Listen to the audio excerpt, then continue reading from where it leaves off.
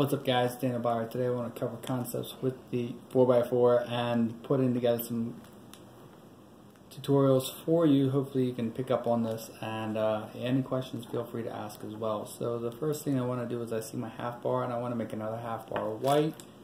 So I build a half bar on the right side, pair it in. I'm going to take this half bar that's already pre-built, insert it over top of the yellow that's already on the right side.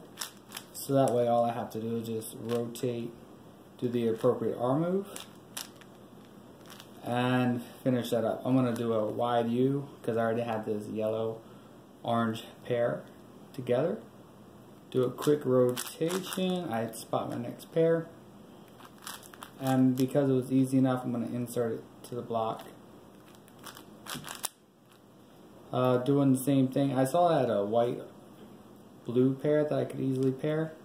So then I'm going to go ahead and actually, although the goal is normally to do a 1x3x4, I just had really easy pairing opportunities that I didn't want to miss out on.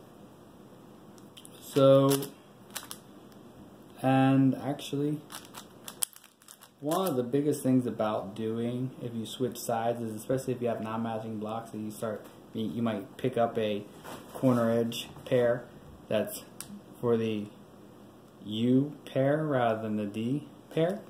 The D 1x3 as opposed to the, you don't want to get the wrong one. And kind of started to pair that, quickly fix that. So finish up.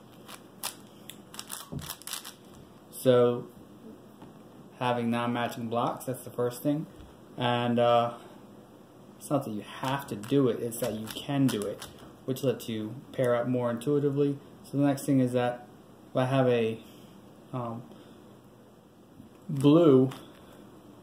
back of blue, I want you can see I want a red of D. But what I'm going to wind up doing is, rather than moving this red corner down and these three red corners down, I'm going to actually pair them up here and actually store them so they're wrong. I can see that. If this is a front blue, you can see that it should be a D of orange and it's a D of red.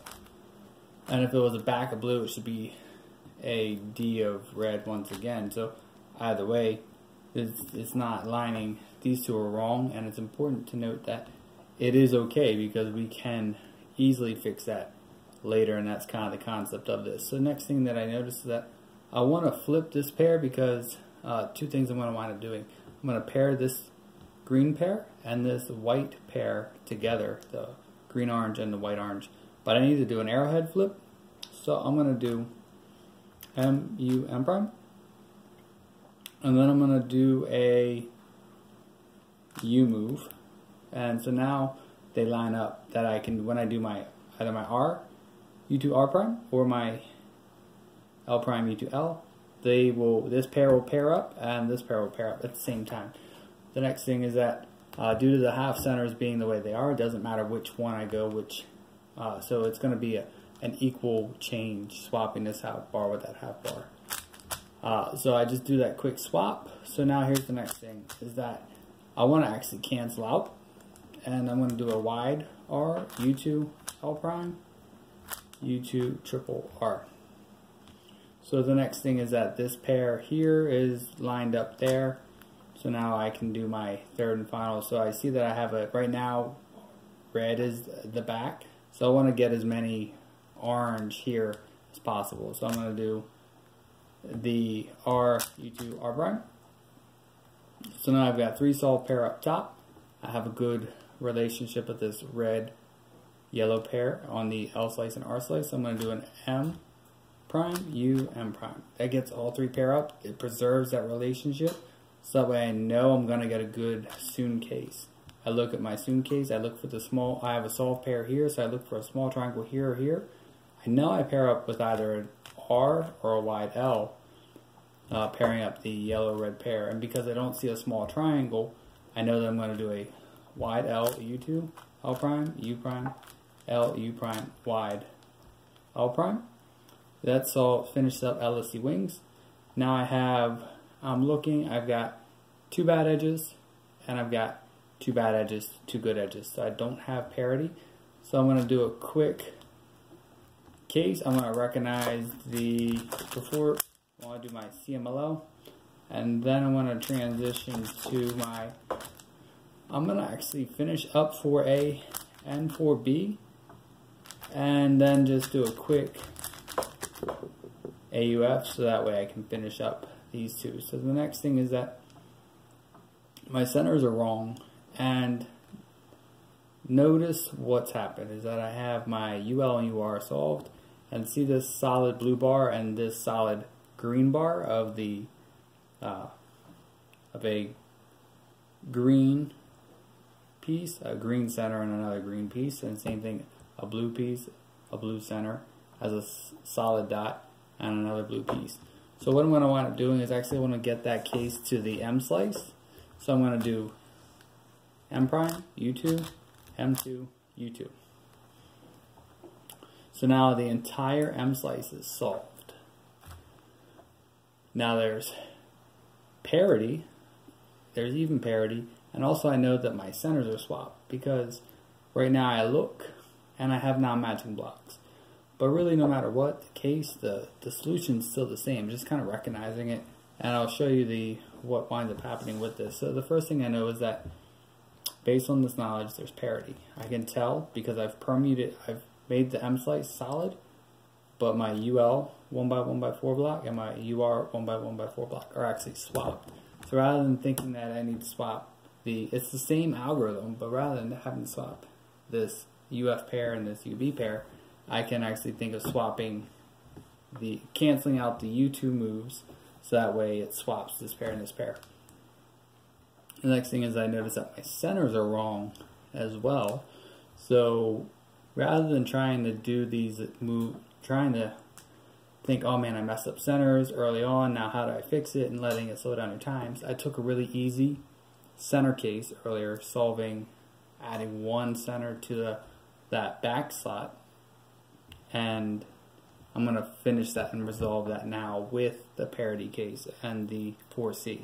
So I'm fixing even parity, 4C, and the center swap all at the same time. So I'm going to do wide U2, R2, wide U2, L2,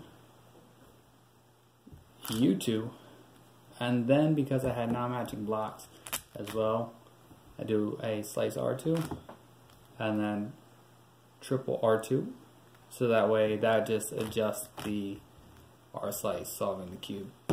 So what the normal case is, right, is that this is all based off, rather than solving UL and UR, well, you permute the UL and UR edge pairs, but you don't solve the left side and right side. What I mean by that is that you want to focus on solving the M slice, right?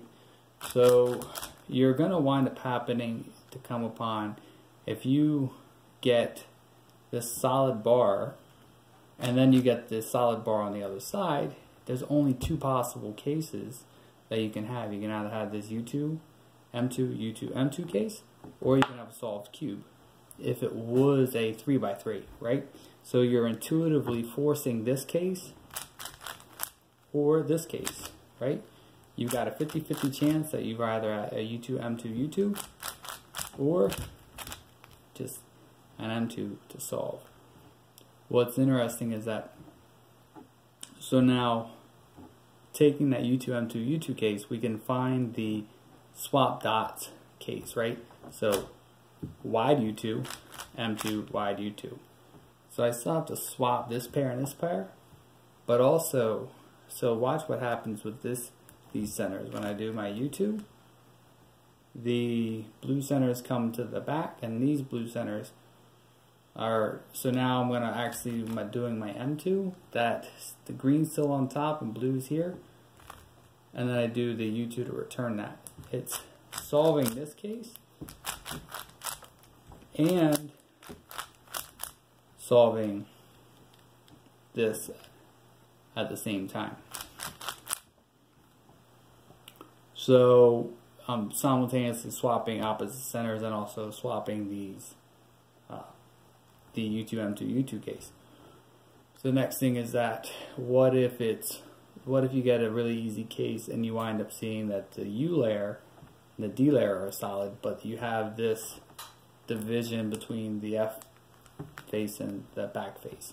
You want to just do a cube rotation, U2, M2, U2.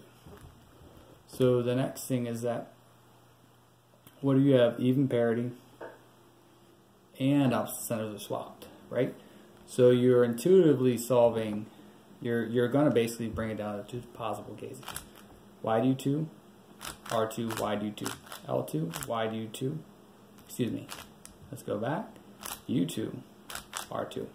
You create this T case. So again, the solution to this is why do 2, R2, why do 2, L2, U2, R2. The other variation of this is that you, instead of doing 2 R2s, you wind up doing 2 L2s. So U2 is a why do 2, R2, why do 2, L2, why do 2, L2.